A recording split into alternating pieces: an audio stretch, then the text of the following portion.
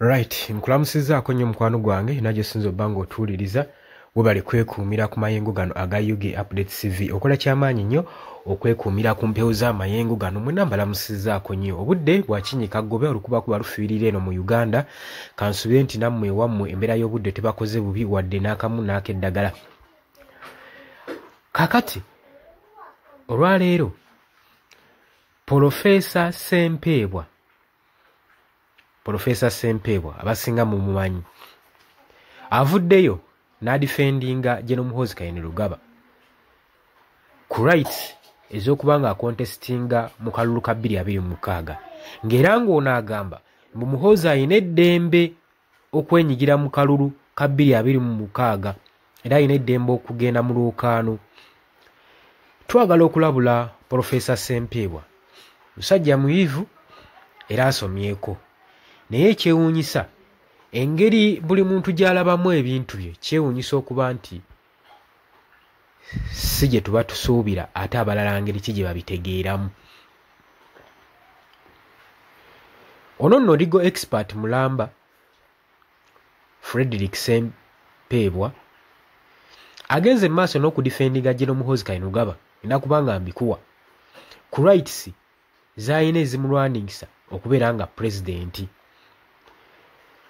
Human rights lawyer mulamba ng'asinziira ku mukutu gwa social media agenze n'akola engagement n'akola analysis ku kalulu akagenda okubeerawo mu 2026 general elections, ng'agamba nti ddembe lya muntu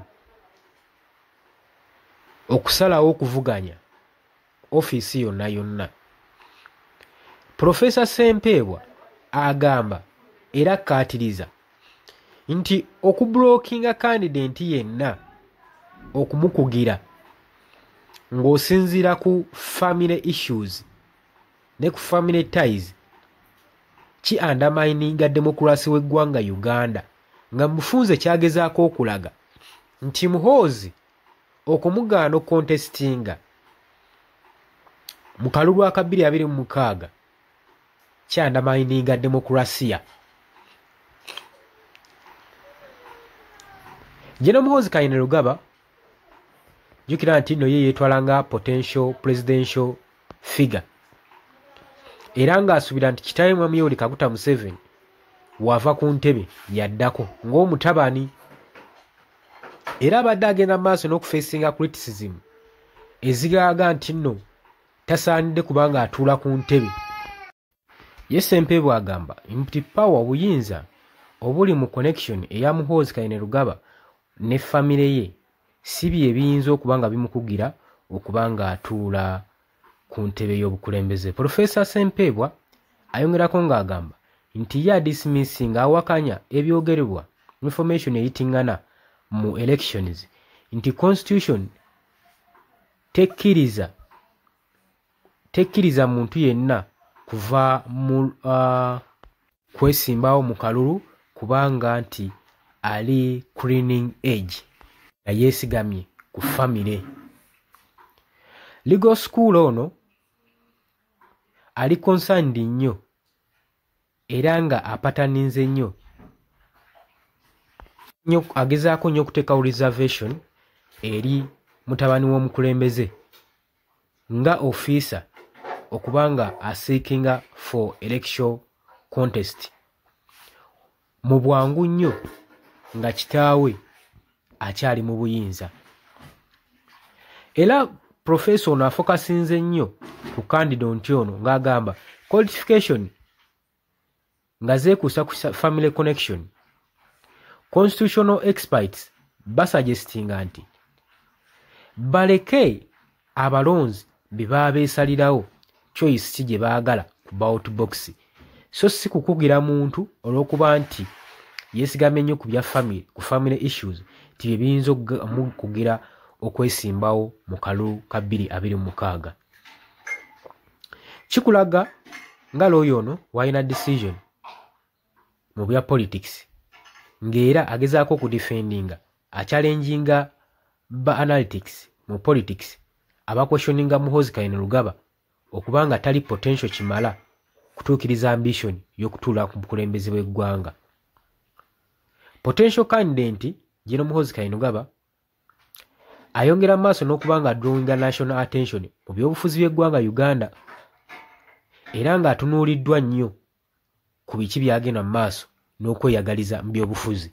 Naye kaakati twagala okujjukiza Professor Ssempebwa nti bannayuganda oba bannabyabufuzi tebeesigamye oba okuwakanya General Muhoozi Kainerugaba okwesimbawo mu kalulu ka 2026 teri yamuwakanyiza.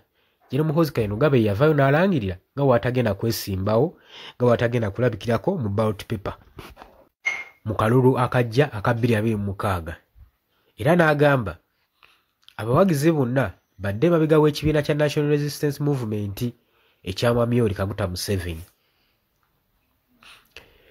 Ensonga bwe yava ku ekyo n'avaayo n'agamba nti teri civilian ajja kukkirizibwa kujja ku ntebe ya bukulembeze, amagye ne poliisi bijja muganya.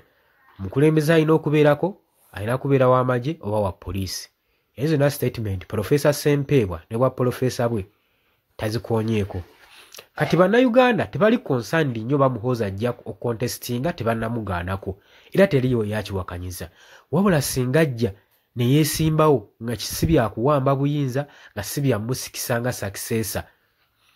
Kubanga Uganda si dynasty nti buli musika nti ya family nti ejja kuteekebwako omusika kitaabwe ng'avuddewo. Ensonga ey'okubiri gy'atalambuludde era kyatategeera Professor Ssempebwa nti okusinziira ku penal code ne constitution ya Uganda eyakolebwa mu myaka egyavaako emabega ekugira eggye lya UPDF oba military officers yenna military officer article 104 ne article 105 gakugira military officer yenna nga tanaba kubanga asulawo uniform nga asulawo office gamukugira obutajoininga politics mba civilian. Politics ayina okulekebwa ba civilian. Lwaki?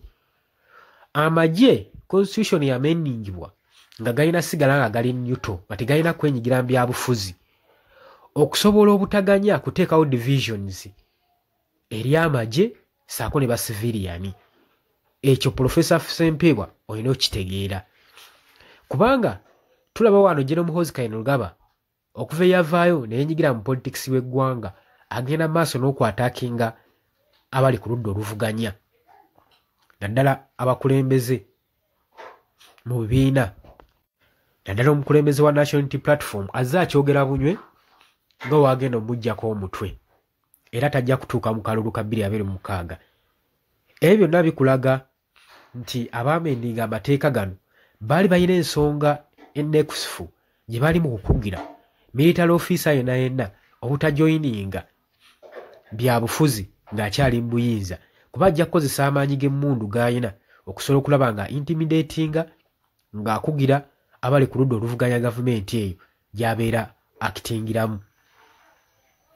Kakati kyateekebwawo ensonga endala lwaki baateekawo penal codes zino okusobola okulaba nga ensonga endala lwaki constitution eno yateekebwawo amendments zino zaako okusobola okupreventinga eggye ekkulu erya Uganda People's Defence Force okuba nga lisaavinga ku parties zonna eziri mu buyinza saako n'ezo ezivuganya gavumenti eri mu buyinza.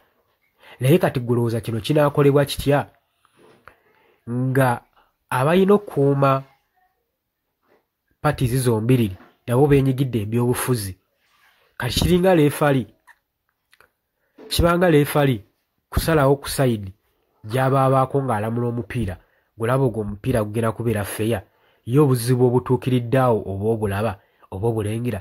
So ffe tugamba Professor Ssempebwa yandibadde avaayo n'ayibuulira eggwanga amazima amatuufu so si ebyo bye byawulira byayagala okutubuulira oba abo abamutwala bye baagala okuwulira okuva gy'ali nti abayiirewo omubiri ng'agenda maaso n'okuwabya eggwanga n'okuttattana demokrasiya ne constitution y'eggwanga Uganda ate ng'amateeka yagasomera ddala bulungi nnyo akimanyi bulungi ekituufu ekyokukola naye ate n'oddawo n'olimbalimba abantu n'obawabya ekyo ekintu kiba kikyamu nnyo.